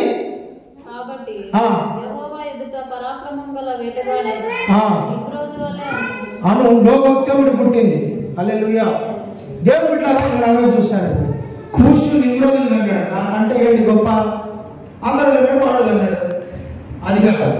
కూషు ఈ నిమ్రోద్ అనే దేవుని ఎదుట పరాక్రమము గల వేటగాడు అని ఒక బిరుదు తెప్పించుకున్నాడు. వేటగాడైతే పందులను, సింహాలను, గొర్రెలను, దుప్పులను వీటిని వేటాడినందువలన వాడు పరాక్రమశాలుడు గాల. ఎందుకైనాడంటే మనుష్యులను చంపడము, మనుషులను ఏలడము, మనుషులను వశపరచుకోవడము, మనుషులను వాడు వాని వైపు తిప్పుకోవడము, మానవుల దృష్టి అంతా వాని మీద కేంద్రీకరించేటట్టు చేయడము, అట్లా వాడు చేశాడు. పరాక్రమం గల వేటగాడంటే భూమి మీద ఉన్న మనుషులందరినీ వాడు తన వశములేకి, తన గుప్పిటిలోకి తెచ్చుకున్నాడు. అక్కడ స్టార్ట్ అయింది విగ్రహారాధన. అక్కడ ప్రారంభమైంది. ఆది కాండం 10వ అధ్యాయం నిమ్రోదు టైంలోనే ఆరంభమైంది. ఒక విగ్రహారాధన స్టార్ట్ అయింది. సెమిరామిస్ అంటే నిమ్రోదు యొక్క తల్లే నిమ్రోదు యొక్క భార్య. ఎవరు? నిమ్రోదు యొక్క తల్లే నిమ్రోదు యొక్క భార్య. గుర్తుపెట్టుకోండి. అది అన్ని గ్రంథాలలో కూడా ఉంది. నిమ్రోదు యొక్క తల్లే నిమ్రోదు భార్య. అక్కడి నుంచి స్టార్ట్ అయింది విగ్రహం. సాతాను మనకి ఆలోచన స్టార్ట్ అయింది. దేవుని ప్రజలను ఎట్లయినా సరే దేవునికి దూరం చేయాలా,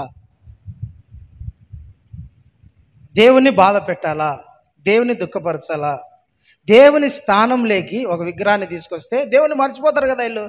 రోషం పుడుతుంది, దేవునికి కోపం వచ్చేస్తుంది. దేవునికి రోషం వచ్చేస్తుంది. అప్పుడు ఏం చేస్తాడు? దేవుడు వీళ్ళని చంపేస్తాడు, శపిస్తాడు. వీడు ఆలోచన పని సాతానుగాడే విగ్రహారాధన తీసుకొని వచ్చాడు. అందుకని అక్కడ కొరింథీ పత్రికలో మనం 10వ అధ్యాయం 8-9 వచనాలు చదివింది. విగ్రహములలో ఏమైనా ఉన్నదని చెప్పేదనా? అట్లా కాదు. కానీ విగ్రహము వెనకలుండి చేపించేది దయ్యం. హల్లెలూయా, హల్లెలూయా. దేవుని బిడ్డలారా, విగ్రహారాధనను ప్రారంభించింది సాతానుగాడు. తెలియక మన ప్రజలు ఏంది తెలియక పాపము అమాయకులు. సాతానుగాడు ప్రజలను మోసం పరుస్తా, వాళ్ళని ఈడు సాతానుగాడు భ్రమపరుస్తా, వాళ్ళని మోసంలోకి తీసుకుపోతా, దేవునికి వ్యతిరేకంగా, దేవుని ఆజ్ఞలకు వ్యతిరేకంగా, దేవునికి వాడు శత్రుత్వము, ఈ ప్రజలను దేవునికి విరోధులుగా చేస్తున్నాడు. ప్రకటన గ్రంథం 12వ అధ్యాయంలో ఉంటుంది, చదవద్దండి. 6వ అధ్యాయంలో ఉంటుంది. వాడంట మోసగాడు అని ఉంటుంది. సర్వలోకమును మోసపుచ్చుచు అపవాదనియు ఘట సర్పమనియు ఆది మహా ఘట సర్పమనియు వానికి పేరు అని ఉంటుంది. సర్వలోకమును మోసపుచ్చుచున్నాడు వాడు.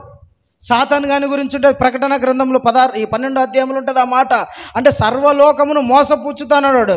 విగ్రహారాధన, ఈ విగ్రహం పెట్టుకోండి, దీన్ని ఆరాధించండి, దీన్ని నమస్కరించండి, దేవునికి బదులుగా దేవుని శక్తిని తగ్గిస్తా, దేవుని మహిమను తగ్గిస్తా వాడు ఎగతాళి చేసుకునే చూసినావా, నీ పిల్లలే నిన్నే అవల చేస్తానారు, నిన్నే తగ్గిస్తానారని వాడు ఇట్లా వ్యంగ్యపు చేష్టలు చేసుకుంటా. అర్థమైందా? ప్రజల మనోనేత్రంలోను గుడ్డితనం కలగజేస్తా దేవుని దగ్గర పోయి, చూసినావా ఏందో నువ్వు దేవుని అనుకుంటా, ఇల్లు చూడు నీకు బదులుగా బొమ్మను ఆరాధిస్తున్నారు, నీ శక్తి అట్లా దేవునితో వాడు అపహాస్యం చేస్తా ఉన్నాడు. అందుకనే దేవుడు ఇజ్రాయెల్ ప్రజలతో చెప్పింది, నేను తప్ప నీకు వేరొక దేవుడు ఉండకూడదు. హల్లెలూయా, హల్లెలూయా. సాతానుగాడే దానికంట సృష్టికర్త. అయితే దేవుని బిడ్డలారా, విగ్రహారాధన జరిగే చోట భయంకరమైన కొన్ని ఆచారాలు జరుగుతాయి. అవి కూడా చెప్పుకొని ముగించుకుందాం.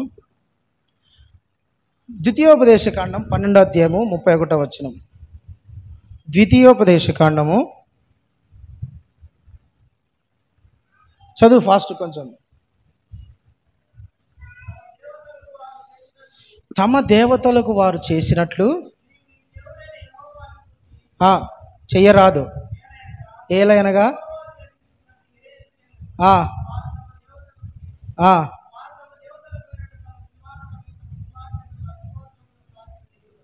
హల్లెలూయా. తర్వాత ఇర్మియా గ్రంథము 19వ అధ్యాయం 45 వచనాలు చెప్తాను, చదువుతానండి చాలు, దాని మళ్ళీ వివరణ నేను చెప్తా. 19వ అధ్యాయం 4-5 ఇర్మియా గ్రంథము 19వ అధ్యాయం 4వ వచనం 5వ వచనం చదువు.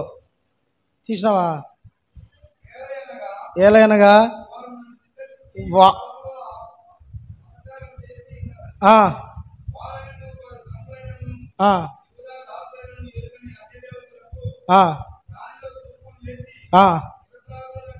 నిరపరాధుల రక్తమును చిందించి ఈ స్థలమును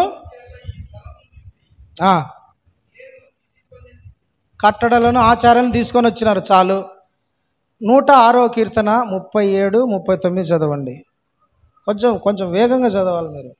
106వ కీర్తన 37-39 నేను చెప్తా దానికి వివరణ. 106వ కీర్తన 37-39. వారు తమ కుమార్తెలను దయ్యములకు బలిగా అర్పించి నిరపరాధుల రక్తమును, అనగా తమ కుమార్తెల రక్తమును ఒలికించిరి. బొమ్మలకు వారిని బలిగా అర్పించిరి. ఆ రక్తము వలన అపవిత్రమైన. ఓకే. నిర్గమాకాండము 32వ అధ్యాయము 17-19 చదువు. 17-19 చదవాలి కొంచెం వేగంగా. నిర్గమాకాండము 32వ అధ్యాయము 17-19 మీరు రాసుకోండి. విగ్రహారాధన. ఆ ప్రజలు పెద్దల కేకలు వేయుచుండగా పాలెంలో యుద్ధధ్వని అనుకున్నాను. అది జయధ్వని కాదు, అపజయధ్వని కాదు, సంగీత ధ్వనినాదమును నాకు వినపడుచున్నది.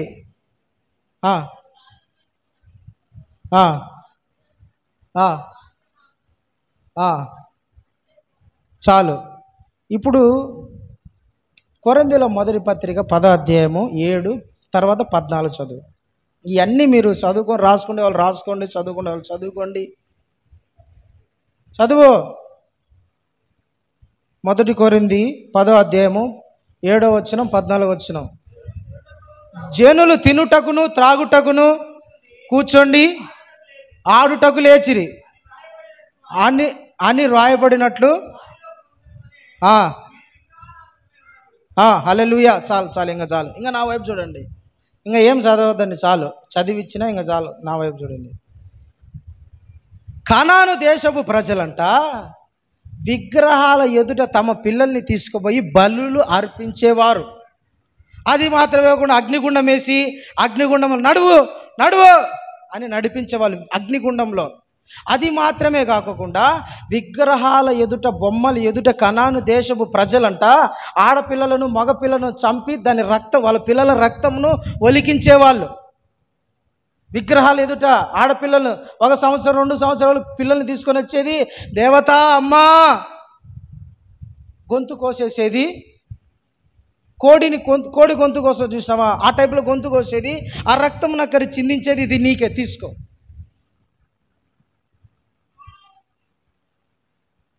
అర్థమైందా? అక్కడ చేసే కార్యాలు ఎలా ఉన్నాయంటే, తర్వాత పెద్ద కేకలు వేయుచు, నాట్యమాడుచు, త్రాగుచు, తినుచు, ఎంజాయ్ చేస్తూ, మోహపు చూపులు చూస్తూ, వ్యభిచారము చేస్తూ. విగ్రహారాధన దగ్గర జరిగే విషయాలు ఎట్లుంటాయంటే ఇలాంటి విషయాలు జరుగుతాయి. ఈ మధ్యన ఒక 2-3 సంవత్సరాల కిందట నేను ఫేస్బుక్లో ఒక పోస్ట్ చూసిన. చెన్నై ప్రాంతంలో పండగ పేరుతో ఇదే జరిగింది. 2 సంవత్సరాలు పిల్లోని తల నరికేసి కట్టెకు పెట్టి మేక తలను ఊరేగిస్తారు చూసినారా, అట్లా ఊరేగించినారు. ఆ బెంగళూరులో అంట, బెంగళూరులో మదనపల్లిలో డాక్టర్లు చదివినారు, 2 ఆడపిల్లలు, పెద్ద డాక్టర్, మంచి చదువు. వాళ్ళ తల్లిదండ్రులు టీచర్లు. ఇంట్లో వాకిలేసేసి దేవుడు మా మీద ఆవహించాడని చెప్పి కలిశం అంటారు చూసినారా, కలిశము చెంబు తీసుకొని తల మీద టపా టపా టపా అనుకుంటే నాలుకను కోసేసి కొన్ని మర్మాంగ అవయవాలు కోసేసి దేవునికి బలి చేసినాము, దేవుడు మా మీద ఆవహించినాడని 2 యవ్వన పిల్లలను, డాక్టర్లు చదివే యవ్వన పిల్లలను బలి ఇచ్చారు. దయ్యముల పేరట. ఏం పేరట? దేవుని పేరట. వాళ్ళు కాదు చేసేది, వాళ్ళల్లో ఉండి సాతానుగాడు అలా చేపిస్తాడు. సాతానుగాడు విగ్రహాల వెనుకలు ఉండి జరిగేది అదే. ఆడిపోయి బ్యాండ్ కొడతారా ఏంది, ఎగురుతాండు. ఒక ఆమె చూసిన బాప్తిసం తీసుకొనింది, ఈడ నిలబడుకొనింది, ఓ డ్యాన్సులు వేస్తుంది. సైతానా, ఎవడు నిన్ను బాప్తిసం తీసుకోమనింది?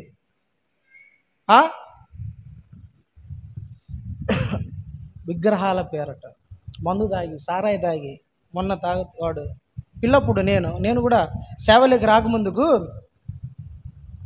మందు తాగేవాళ్ళం, రాత్రి అంతా ఆడు ఉండేవాళ్ళం. అక్కడ జరిగేదంతా అంతే, వ్యభిచారము, కార్యాలన్నీ అవే జరుగుతాయి. దేవుని బిడ్డలారా, ఆచారము ఏంటి? అమ్మకు దా అమ్మకురా ఇట్లా అని అమ్మకు పేరు మీద చెవు కుట్టించి, అమ్మ పేరు మీద ముక్కు కుట్టించి, అమ్మకు ఎర్ర గాజులు, బులుగు గాజులు, గ్రీన్ గాజులు అంటే చాలా ఇష్టం, వేసుకో. ఇవన్నీ ఎక్కడి నుంచి వచ్చినాయి ఆచారాలు చెప్పండి? ఎక్కడి నుంచి వచ్చాయి?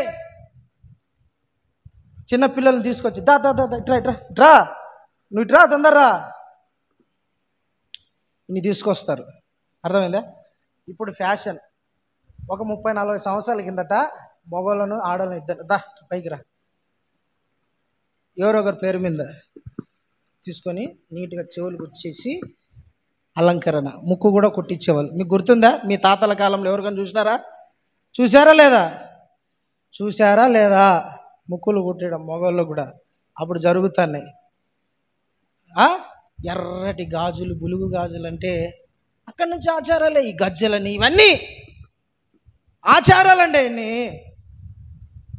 అవన్నీ విగ్రహ సంబంధమైనటే.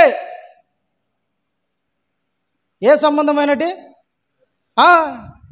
అవన్నీ మనం అనుకుంటాం ఫ్యాషన్, అలంకరణ, అందంగా కనపడాల.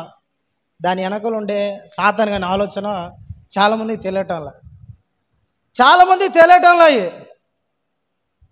ఆడోళ్ళు అంటానే పాటని తీసుకుపోయి గుచ్చాలి, అస్సలు గుచ్చకుండా మనసు రాదు.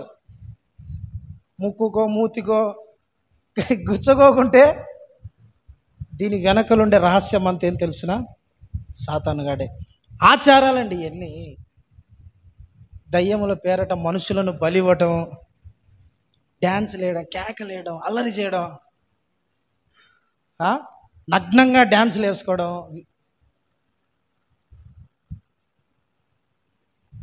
ఇవన్నీ ఏంటి అనుకుంటున్నారు?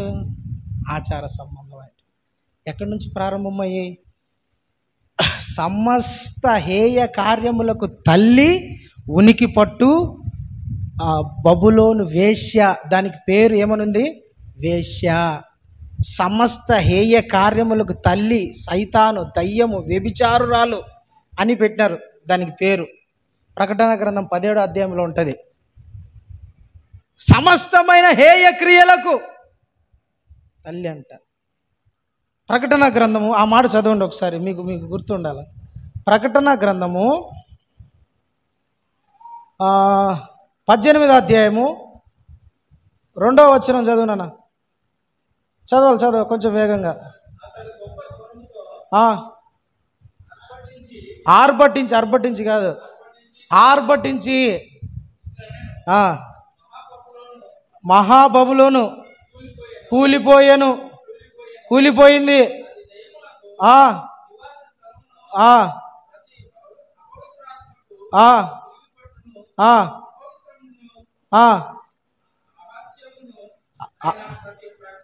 ఆ హల్లెలూయా, హల్లెలూయా. దేవుని బిడ్డలారా, సమస్త విధం అన్ని దాంట్లకు ఎక్కడి నుంచి వచ్చిందంటే బబులోను. ఎక్కడి నుంచి? బబులోను. బబులోను దగ్గర నుంచి వచ్చినాయి ఇవన్నీ. సాతానుగాడు వెనకలుండి జరిగిస్తానడు. దాని వెనకలుండి వాడు కార్యాలు చేపిస్తా అంటే కొంతమంది ఆడుతూ ఉన్నారు. దేవుని బిడ్డలారా, పాపం ఏం చేద్దాం? అందుకని దేవుడు మనల్ని ఎన్నుకున్నాడు, వాళ్ళని విడిపించడానికి, వాళ్ళని రక్షించడానికి, వాళ్ళని కాపాడడానికి, వాళ్ళని ఎట్లయినా సరే ప్రభు దగ్గరికి తీసుకురావాలా, సత్యం వైపు తీసుకురావాలా. మనల్ని ఎన్నుకున్నాడు దేవుని బిడ్డలారా, మనల్ని ఏర్పరచుకున్నాడు, మనల్ని చూస్ చేసుకున్నాడు, వాళ్ళని రక్షించాలని. దేవునికి స్తోత్రం కలుగును గాక. హల్లెలూయా, హల్లెలూయా. విగ్రహముల పేరట జరిగేది ఏంటంటే ఆచారాలు, సాంప్రదాయాలు, హత్యలు, తాగుడు, వ్యభిచారం, ఇవన్నీ జరుగుతాయి. ఆటలాడుకోవడం, ఈ భయంకరమైన ఆచారాలన్నీ జరుగుతూ ఉంటాయి. చాలామంది ఏంటంటే పండగ పిలుస్తానే సర్రని వెళ్ళిపోతారు. కొంతమంది తిన్నాళ్ళకి వస్తావా వస్తావా అంటేనే వెళ్ళిపోతారు. కొంతమంది వస్తావా అంటేనే, అయ్యే మా బంధువులు కదా, మా పండుగ రావచ్చు కదా. సరేలే, వాళ్ళు బాధపడతారయ్యా. విగ్రహములతో పాలిభాగస్తుడైన వాడు దయ్యములతో పాలిభాగస్తుడని ఉంది. దేవుని బిడ్డలారా, మనం వాటి పిల్లలారా మీరు విగ్రహముల నుండి దూరంగా పారిపోండి. హల్లెలూయా. ఇది తెలియని వాళ్ళు అన్యజనులు చేసే సాంప్రదాయం. క్రైస్తవులు కూడా కొంతమంది విగ్రహారాధన చేస్తున్నారు. కొంతమంది క్రైస్తవులు కూడా విగ్రహారాధన క్రైస్తవులు కూడా విగ్రహారాధన చేస్తారా అన్న అంటే చేసేవాళ్ళు ఉన్నారు. కొంతమంది బొమ్మ పెట్టుకొని ఆరాధించారు, కానీ వీళ్ళు స్టైల్గా విగ్రహారాధన చేస్తారు. అర్థమవుతుంది? దేవునికి స్తోత్రం, హల్లెలూయా. దేవుని బిడ్డలారా, ఒక ఆయన ఉన్నాడు, చెప్పి ముగించేస్తాను నేను. ఇంకా గడ్డం ఇంత పెంచుకున్నాడు, ఇంత గడ్డం పెంచుకున్నాడు, మీసాలు పెంచుకున్నాడు, జుట్టు పెంచుకున్నాడు. అతను ఎప్పుడు క్లీన్ షేవ్ చేసుకొని ఉంటాడు, బాగా నీట్గా షేవింగ్. అసలు ఇంత గడ్డం వచ్చినా ఒప్పుకొని ఉండేవాడు. ఇంత గడ్డం పెట్టుకున్నాడు, ఇన్ని మీసాలు పెట్టుకున్నాడు. నాకు అర్థం కాలే అసలు, ఏంద్రబ్బా ఆయన ఇంత గడ్డం పెట్టుకున్నాడు అని నేను పోయి అడిగిన, అయ్యగారు వందనాలు. వందనాలు. ఏంది అయ్యగారు గడ్డం ఇంత పెంచినావి అంటే, ఏం లేదు అయ్యగారు, ఏం లేదన్నాడు. కారణం ఉండకోకుండా గడ్డం పెంచారు. అందులో ఇంత పెంచాడు ఎవరు? సన్యాసి పెంచినట్టు పెంచాడు. పెంచిన ఏదో లైట్గా ఉండాలని. ఈయన ఇంత పెంచేసరికి నాకు డౌట్ వచ్చింది. మళ్ళీ అడిగిన, నాకు చెప్పలే. కొన్ని రోజుల తర్వాత మా నాన్న అడిగినాడు, అంటానే చెప్పినాడు, ఓపెన్ అయిపోయినాడు. ఏమనంటే, ఏం లేదు అయ్యగారు, వేలాంగనికి పోయి గడ్డం ఇచ్చి రావాలనుకుంటాను అన్నాడు. ఏంటంట? అతను మళ్ళీ వాక్యం చదువుతాడు, పొద్దున్న మోకరించి ప్రార్థన చేస్తాడు, భాషలు మాట్లాడతాడు, కానుకలు అన్నీ చేస్తాడు. పోయేది ఆడికి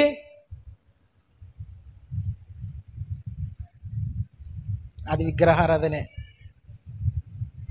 అది ఆచార సంబంధమైన భక్తి, అది విగ్రహారాధనే. నేను దానికి మొక్కను కదా అయ్యగారు, మొక్కకున్నా దాంతో పాలిభాగస్తుడు అయినట్టే కదా. దొంగలతో కూర్చొని దొంగతనాలు చేయని అవసరంలే, అవునా? దొంగలతో కూర్చొని నేను కూడా వస్తాలే అంటే చాలు కదా. నేను బయట నిలబడతారా, నువ్వు పోయి దొంగతనం చేసుకుంటారా అంటే చాలు. దొరికిన వీడు కూడా తంతర ముందు వాడిని. అట్లనే విగ్రహారాధన దగ్గర పోయి నేను విగ్రహారాధన చేసి రానంటే కాదు, అయిపోయి పాలిభాగస్తుడే. ఒకడు ఉన్నాడు, నాకు తెలిసిన పిల్లోడు, విశ్వాసి. వాళ్ళ భార్య ప్రెగ్నెంట్, గర్భవతి. ఆడు కూడా చర్చికి పోతాడు. చూసుకోండి ఎట్టుంటుందో మనోళ్ళని. గడ్డం పెంచినాడు ఆడు కూడా. ఆడు బాగుంటాడు, చూడ్డానికి బాగా నీట్గా కనపడు, అందంగా కనపడతాడు, చూడ్డానికి బాగుంటాడు. ఆడు గడ్డం పెంచినాడు. నాకు అర్థం కాలే. అడిగిన పోయి దగ్గర పోయి, ఏం బాబు గడ్డం పెంచినాను? ఏం లేదన్నా, చేపించుకోవచ్చు కదా, బాగాలేదు కదా, చేపించుకోవచ్చు కదా. ఏదో కొంచెం అంటే సరే ఈ కారం ఉంది కదా కొంచెం, అవన్నీ ఏందో ఇంతవరకు పెంచి ఏంద్రా బాబు చేపించుకోవచ్చు కదంటే అర్థం కాలే నాకు, చెప్పలేవాడు. మళ్ళా రెండోసారి అడిగిన అప్పుడు చెప్పినాడు ఏమనంటే, ఏం లేదన్నా భార్య ప్రెగ్నెంట్ కదా, గర్భవతి కాబట్టి గడ్డం చేయించుకోకూడదా, గడ్డం చేసుకోవాలన్నాను. భార్య ప్రెగ్నెంట్ అయితే నీకేమరా, గడ్డంలోంచి పుడతాడు ఆ పిల్లోడు ఏమన్నా? కాదు కదా, కాదు కదా అంటే లేదులేనా అట్లా కాదు. మళ్ళా గుచ్చి అడిగితే నాకు అట్లాంటి నేను గుచ్చి అడిగి వాళ్ళ అవసరం అయితే వాళ్ళకి దాంట్లోంచి బయటికన్నా తీసుకురావాలా, ఏదో మనం చెప్పాలా, తెలిసింది చెప్పుకోకుంటే దేవుడు మేలైనది ఎరిగి చేయకుంటే పాపం అంట. ఏనా నా గడ్డం ఆట పెంచిన అంటే 9వ నెల భార్య గర్భవతి కదా పెంచిన అయ్యగారు అని. ఏంలే సేమ్ క్వశ్చన్, వేలాంగిని పోయి గడ్డం చేయించుకోవాలనుకుంటాను, గుండు కొట్టించుకోవాలనుకుంటాను. అది విగ్రహ సంబంధమైనది కదా, ఆచార భక్తి కదా. 9వ నెల అయితే గడ్డం చేయించుకోమన్నాడా దేవుడు? పెంచుకోమన్నాడా?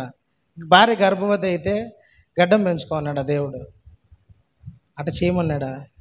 విగ్రహాలతో వేలాంగినికి అని పోతారు, ఆడికి పోతారు. కొంతమంది పిలిచిపోతారు, కొంతమంది టూర్ కని పోతారు.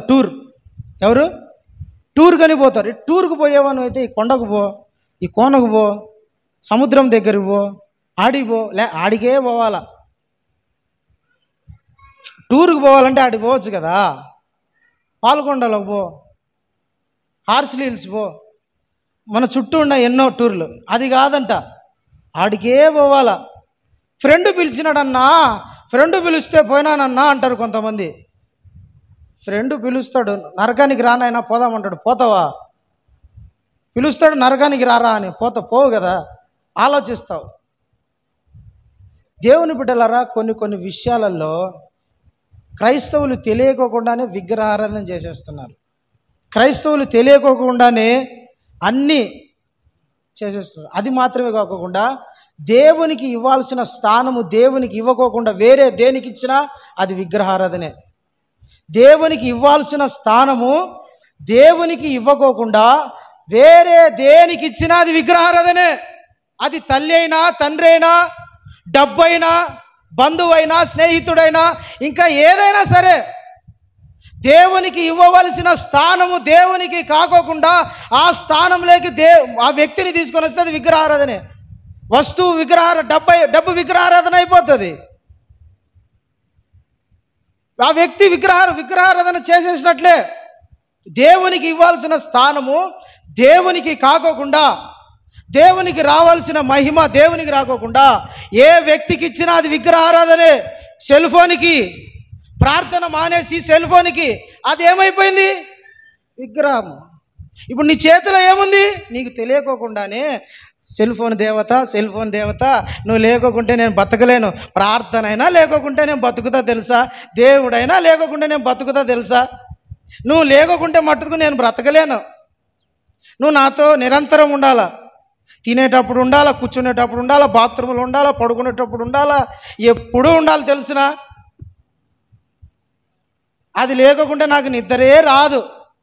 యేసయ్య కన్నా నువ్వు నాకు చాలా గొప్పదని అని సెల్ ఫోన్ ఒక విగ్రహం చేసుకొని ఆడుకుంటే వాళ్ళు ఉన్నారు క్రైస్తవులు. దేవునికి ఇవ్వాల్సిన ప్రయారిటీ స్థానము ఇవ్వకోకుండా కొంతమంది దేవునికి ఇవ్వాల్సిన రకరకాలుగా అండి. డబ్బులకి ఇచ్చేవాళ్ళు డబ్బుకి ఇస్తున్నారు, అమ్మాయిలకి ఇస్తున్నారు, అబ్బాయిలకి ఇస్తున్నారు, బంధువులకి ఇస్తున్నారు, స్నేహితులకి ఇస్తున్నారు, పక్కింటి వాళ్ళకి ఇస్తున్నారు, పెళ్ళిళ్ళకి ఇస్తున్నారు, రకరకాలుగా. కానీ దేవునికి మటుకు ఆ స్థానం ఇవ్వలేకపోతాడు. దేవుడు బాధపడతాడేమో, దేవుడు గొప్పవాడు, ఆయన నేను మహిమపరచుకుంటే ఎట్లా, ఇదేంది ఇది చెత్త ఇది అనుకోకుండా వాళ్ళు ఏమన్నా అనుకుంటారన్నా. పోకపోతే మొన్న ఒకడు వచ్చినాడు ఇంటికాడికి వచ్చి, ఆదివారం చర్చికి రానన్నాడు. ఏనాయనా ఎందుకు రావని? ఒకడు వచ్చి అన్నాడు, ఆదివారం చర్చికి పోన్నా అంటే, ఏనాయనా ఎందుకు పోవనా? లేదన్నా పెళ్ళి ఉందన్నా, పెళ్ళి పోవాలి తప్పదు. చర్చి ముఖ్యమా నీకు అది ముఖ్యమంటే, లేదన్నా వాళ్ళు పోవాలన్నా, పోకపోతే ముఖ్యం కదన్నా, చాలా ఇంపార్టెంట్ అని అన్నాడు. నాకెందుకురా నువ్వు చెప్తాను అసలు అన్న, నువ్వు నాకెందుకు చెప్తాను? వెళ్ళిపోయావని వెళ్ళిపోతే మళ్ళీ నాకు చెప్పిపోవడం ఎందుకు? నేనేమన్నా అనుకుంటాను అని బాధలే, దేవుడు ఏమనుకుంటాడన్న బాధలే.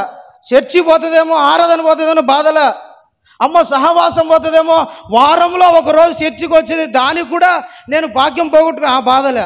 ఆడెవడో బాధపడతాడు, ఈయన బంధువు కూడా కాదు. దేవుని బిడ్డలారా, దేవునికి ఇచ్చే స్థానం దేనికి ఇచ్చినా కూడా అది విగ్రహారాధనే. అందుకని దేవుడు ఏమంటాడు, నేను తప్ప వేరొక దేవుడు నీకు ఉండకూడదు. ఆకాశం అందే కానీ, భూమి ఎందే కానీ, భూమి కింద నీళ్ళ ఎందే కానీ దేని రూపమైనను నువ్వు చేసుకొనకూడదు, దానికి సాగిల్ల పడకూడదు. హల్లెలూయా. దేవుడు విగ్రహారాధనను వ్యభిచారముతో పోల్చాడు. విగ్రహారాధన ఎంత అంటే భయంకరమైన శాపం, భయంకరమైన శాపం. అది తరతరాలు వస్తుంది. అట్లా విగ్రహారాధన తెలియకోకుండా తరతరాలు ఆ శాపం వెంటాడుతూ ఉంటుంది. అందుకనే దేవుని బిడ్డలారా, దేవుని సన్నిధిలోకి వచ్చి ప్రార్థన చేయండి, ప్రభువా నన్ను దీని నుంచి విడిపించినందుకు స్తోత్రాలు, కృతజ్ఞతలు. నా కుటుంబంలో ఎవరు పడుకోకుండా చూడు అని దేవుని సన్నిధిలో మోకరించి ప్రార్థన చేయాలి. ఒకవేళ నీ బంధువులలో, నీ స్నేహితులలో, నీ కుటుంబంలో, నీ వ్యక్తి ఎవడైనా తెలిస్తే వాళ్ళ గురించి దేవుని సన్నిధి ఏడవాళ్ళ, దుఃఖపడాలి. రక్షించు ప్రభా, కాపాడు ప్రభా, తీసుకురా ప్రభా, దయచేసి ఆ శాపం నుండి విడిపించు ప్రభా. సాతాను కానీ మాయలో ఉండిపోయారు ప్రభా, వాళ్ళ కన్నులు మూయబడ్డాయి, దయతో నాయన నీ కృప జ్ఞాపకం చేసుకొని నడిపించు నాయన అని ప్రార్థన చేయాలి. దేవునికి స్తోత్రం కలుగును గాక. హల్లెలూయా. ఒక పాస్టర్ గారు ఒక వ్యక్తి షిరిడీకి పోతా ఈ పాస్టర్ గారికి చెప్పిపోయినాడంట, అయ్యగారు నేను మిమ్మల్ని బాగా ఫాలో అవుతా అంట, మీరంటే నాకు బాగా ఇష్టము, మీ వాక్యములు వింటా అంట, చాలా బాగుంటాయి పాస్టర్ గారు అని అంట. అవునా, ఓకే, గుడ్ అండి, మంచిదండి. ఎక్కడికి వెళ్తున్నారు? రైల్వే స్టేషన్లో జరిగిన సందర్భం ఇది. ఎక్కడికి వెళ్తున్నారంటే షిరిడీకి. అంటే మీ యాత్ర అంతా బాగా జరిగి సుఖమయంగా ఇంటికి తిరిగి రావాలని ఈ వ్యక్తి అన్నాడంట. మళ్ళా ప్రార్థన చేశాడంట. ఏమని? అయ్యాడి పోవడం తప్పయ్యా, పొరపాటయ్యా, విగ్రహం దాన్ని పోకూడదయ్యా, నిజమైన దేవుడు అని చెప్పచ్చుగా. దేవుని బిడ్డలారా, ప్రార్థన చేయాల్సిన బాధ్యత మన మీద ఉంది, విడిపించాల్సిన బాధ్యత మన మీద ఉంది, రక్షించాల్సిన బాధ్యత, దేవుని దగ్గరికి తీసుకురావాల్సిన బాధ్యత మన మీద ఉంది. దేవుడు మనకు ఆ బాధ్యత ఇచ్చినాడు. నశించిపోయిన ప్రజల్ని దేవుని దగ్గరికి తీసుకురావడానికి దేవుడు మనల్ని ఎన్నుకున్నాడు. హల్లెలూయా. మనల్ని శాపములోంచి, విగ్రహారాధన నుంచి, ఇలాంటి భయంకరమైన పరిస్థితిలో నుంచి దేవుడు నిన్ను నన్ను తీసుకొని వచ్చినాడు. ఇంత భయంకరమైన శాపంలో నుంచి, ఇంత భయంకరమైన అపవిత్రతలో నుంచి, ఇంత భయంకరమైన నీచ కార్యాలలో నుంచి దేవుడు మనల్ని తీసుకొచ్చినాడు. మనం దేవునికి కృతజ్ఞతలు చెల్లిస్తా ఇతరులను రక్షించాలన్న బాధ్యత కలిగి మనము ఉండాలి. దేవునికి స్తోత్రం కలుగును గాక. హల్లెలూయా, హల్లెలూయా. మీరు ప్రార్థన చేయండి, మీ పక్కింటోళ్ళ కోసం, మీ పొరుగింటోళ్ళ కోసం, మీ బంధువుల కోసం. మీకు తెలిసిన వాళ్ళు ఎంతోమంది ఉంటారు, వాళ్ళ గురించి దేవుని సన్నిధిలో అడగండి. ప్రభువా దయతో, కృపతో జ్ఞాపకం చేసుకుని రక్షించు, కాపాడు, నన్ను నిలబెట్టుకుని ఆయన ప్రార్థన చేయండి. దేవుడు అట్టి కృప మనకు దయచేయును గాక. ఆమేన్. హల్లెలూయా. ప్రార్థన చేసుకుందాం దేవుని బిడ్డలారా.